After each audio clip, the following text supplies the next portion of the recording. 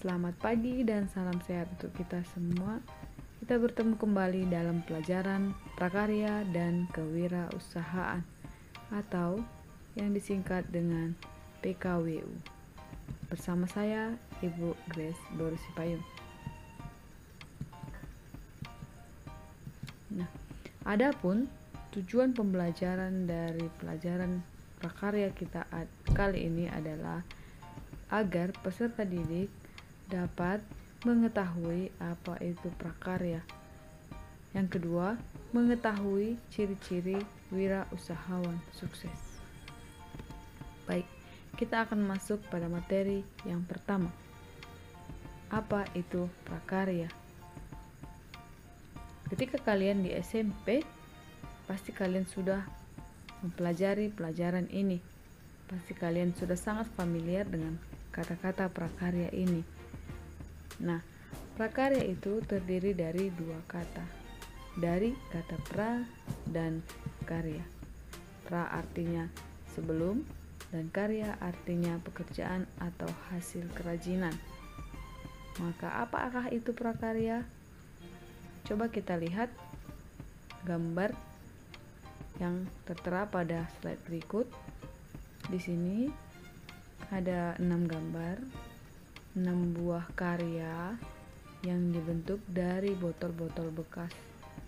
Ditambah lagi ada manik-manik dan aksesoris lainnya seperti bulu-bulu dan sebagainya.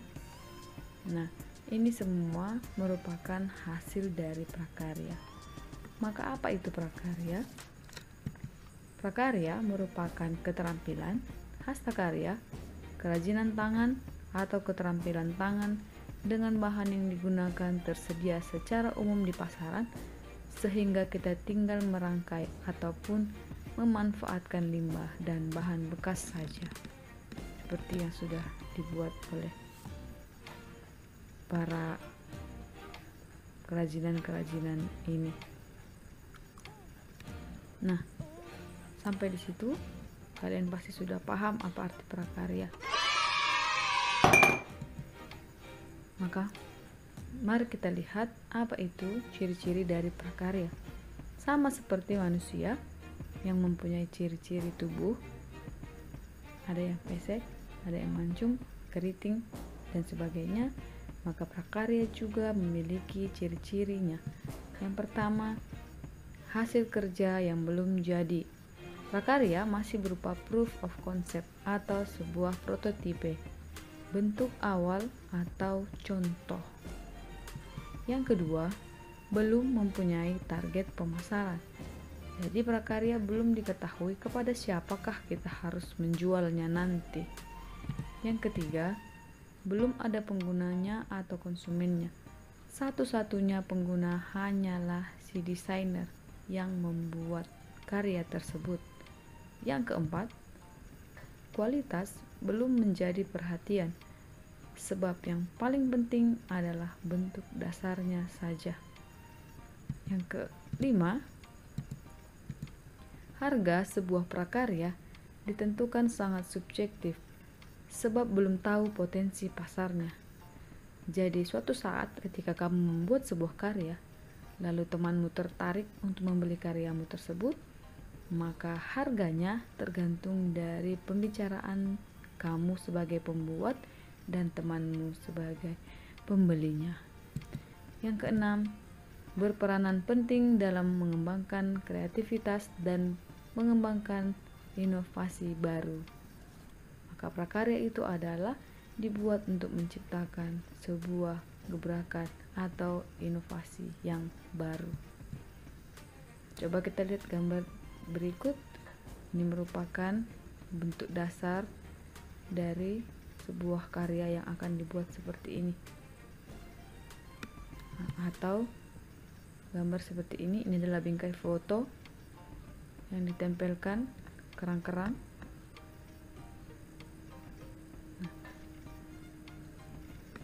Begitulah kira-kira ciri-ciri dari prakarya. Maka pada semester ini kita akan mempelajari 4 bagian-bagian dari prakarya. Yang pertama, kerajinan, kedua budidaya, ketiga rekayasa, dan yang terakhir adalah pengolahan. Keempat bagian ini adalah bidang-bidang dalam pelajaran prakarya. Dan pada semester ini, pada pertemuan ini, pertama sekali kita akan mempelajari tentang kerajinan. Nah, apakah itu kerajinan? Kerajinan adalah hal yang berkaitan dengan buatan tangan atau kegiatan yang berkaitan dengan barang-barang yang dihasilkan melalui keterampilan tangan. Coba kalian perhatikan background dari slide saya. Di sini ada cangkir yang dibentuk dari korek api. Ini merupakan hasil kerajinan tangan seseorang. Nah, sekarang coba kalian buka buku paket halaman kedua. Di situ ada judul bab 1, wirausaha kerajinan dengan inspirasi budaya non-benda. Sebelum kita mengenal tentang budaya non-benda, terlebih dahulu kita akan mengetahui apakah itu wirausaha. Nah, wirausaha terdiri dari dua kata. Yang pertama, wira, dan yang kedua, usaha. Lalu apakah itu wira dan apakah itu usaha? Wira berarti pejuang, pahlawan, manusia unggul, teladan, berbudi luhur, gagah berani, dan berwatak agung. Sedangkan usaha, perbuatan amal, bekerja, dan berbuat sesuatu. Maka, wirausaha adalah orang-orang yang pandai dan berbakat mengenali produk baru, pandai menentukan cara produksi, pandai menyusun kegiatan untuk mengadakan produk baru, pandai mengatur permodalan operasi produknya, dan pandai memasarkan produknya atau marketing. Nah, jadi wirausaha adalah orang-orang yang pandai dalam bidang-bidang produksi. Maka, untuk menjadi seorang wirausahawan yang sukses seperti pada tujuan pembelajaran kita yang kedua tadi, wirausahawan harus mempunyai sifat-sifat khusus. Yang pertama, percaya diri. Bagaimanakah seorang wirausahawan yang disebut sebagai orang yang percaya diri? Yaitu dia mempunyai kemampuan untuk memulai, melaksanakan, dan menyelesaikan sesuatu pekerjaan. Sifat yang kedua, berorientasi pada tugas dan hasil. Artinya, mengutamakan nilai-nilai motif berprestasi, berorientasi pada laba, ketekunan, dan kerja keras. Sifat ketiga, berani mengambil resiko. Nah, ketika seorang wirausahawan gagal, maka dia tidak langsung menyerah dan tidak mau lagi berusaha, tetapi dia akan melakukan sesuatu yang belum pernah dia lakukan untuk menyelesaikan masalahnya. Yang keempat, mempunyai jiwa kepemimpinan. Seorang wirausahawan harus memiliki visi yang jelas, memiliki integritas, kejujuran, mampu berkomunikasi dengan baik, menjadi teladan, rendah hati, mau mendengar, dan mampu memotivasi orang lain. Sifat yang kelima, memiliki keoriginalitas atau keaslian. Jadi, seorang wirausahawan tidak boleh mencontek atau plagiat terhadap karya orang lain, tetapi dia harus mempunyai mental positif dan selalu tampil beda. Dan sifat yang terakhir adalah berorientasi ke masa depan. Artinya dapat menghasilkan keuntungan, mampu mempekerjakan banyak orang, dan memberikan kontribusi bagi lingkungan dan negaranya.